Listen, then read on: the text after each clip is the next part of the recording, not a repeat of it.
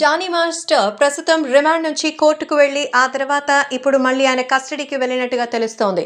So కోర్టులో మరి నార్సింగ్ పోలీసులు ప్రవేశపెట్టిన తర్వాత విచారణ పూర్తయినాక ఆయనని అక్టోబర్ 4వ తేదీ వరకు కస్టడీలో ఉండాల్సిందిగా కోర్టు తీర్పునిచ్చినట్టుగా తెలుస్తోంది.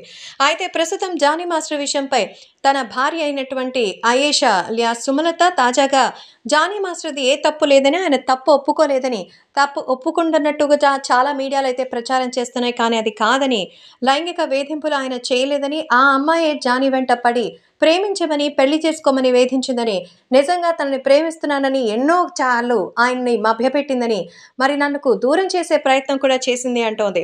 సో యువతి కొరియోగ్రాఫర్గా పనిచేయడం కోసం తన భర్తని ట్రాప్ చేసిందని, ప్రేమ పేరుతో 5 ఏళ్లుగా మాకు నరకం చూపించిందని తెలుస్తోంది.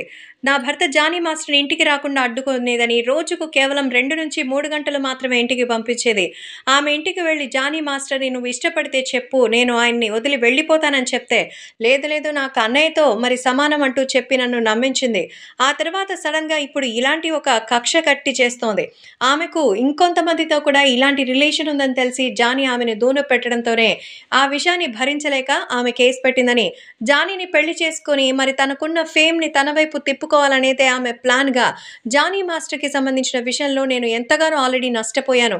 ఆ అమ్మాయి వల్ల 5 ఏళ్లుగా నా జీవితం నరకం వచ్చింది. నేను సూసైడ్ అటెంప్ట్ కూడా చేశాను. నా ప్రాణాలు కూడా పోయే పరిస్థితి. నా పిల్లలకి మళ్ళీ దిక్కెవరని ఆ తర్వాత నేనే హాస్పిటల్‌కి వెళ్లాల్సొచ్చింది. మరి ఇటువంటి పరిస్థితిలో నా బాధ్యత, నా పిల్లల బాధ్యత ఎవరు తీసుకుంటారు? ఆ అమ్మాయి కేసు పెట్టిందని తీసుకుని వెళ్లి జానీ మాస్టర్‌ని అరెస్ట్ చేసి జైల్లో పెట్టారు. మరి నా పరిస్థితి ఏంటి? 5 ఏళ్లుగా ఆ అమ్మాయి వల్ల నరకం చూస్తున్నాను. నా పిల్లలు తన తండ్రిని మిస్ అయ్యారు. మరి ఇటువంటి పరిస్థితుల్లో నాకు ఎవరు న్యాయం చేస్తారు? నా మానసిక క్షోభకి ఎవరు కారణం?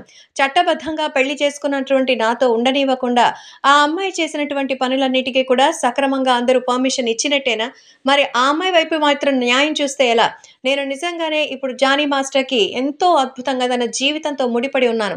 అలాంటి నాతో కాకుండా ఇప్పుడు ఆ అమ్మాయికి మాత్రమే న్యాయం చేస్తే దీన్ని న్యాయం అంటారా? అక్కడ జానీ మాస్టర్ జైల్‌లో ఉన్నారు. తన గురించి తప్పుడు ప్రచారం జరుగుతోంది. పెద్ద పెద్ద వాళ్ళు సైతం ఇప్పుడు ఆ అమ్మాయికి సపోర్ట్‌గా ఆమెకు కెరీర్ ఇస్తున్నా ఉన్నారు. సమస్యలు చాలానే జరుగుతున్నాయి. ఎంతో మందికి ఇలాంటివి జరుగుతోంది. అన్ని విషయాల్లోనూ ఆ పెద్ద పెద్ద సంస్థలు, పెద్ద హీరోలు అందరికీ అలాంటి అండగా నిలిచారా? మరి జానీ మాస్టర్ మీద మాత్రమే ఎందుకు జరుగుతోంది? పని కట్టుకుని కొంతమంది మేము జానీ మాస్టర్ అసిస్టెంట్‌లమి, మేము కొరియోగ్రాఫర్‌లం అంటూ చైన్‌లేసుకొని కూర్చొని ఇంటర్వ్యూలు ఇస్తున్నారు. అసలు వాళ్ళంతా ఎవరు? నిజంగానే జానీ మాస్టర్ గురించి ఇంతవరకు ఎప్పుడైనా ఒక్క రూమర్ అయినా వచ్చిందా? మరి అసలు కేవలం 20 ఏళ్ళు అంటున్నారు, 21 అంటున్నారు. ఆ అమ్మాయికి 'పుష్ప 2లో ఛాన్స్ వచ్చింది అంటే ఎలా వచ్చింది?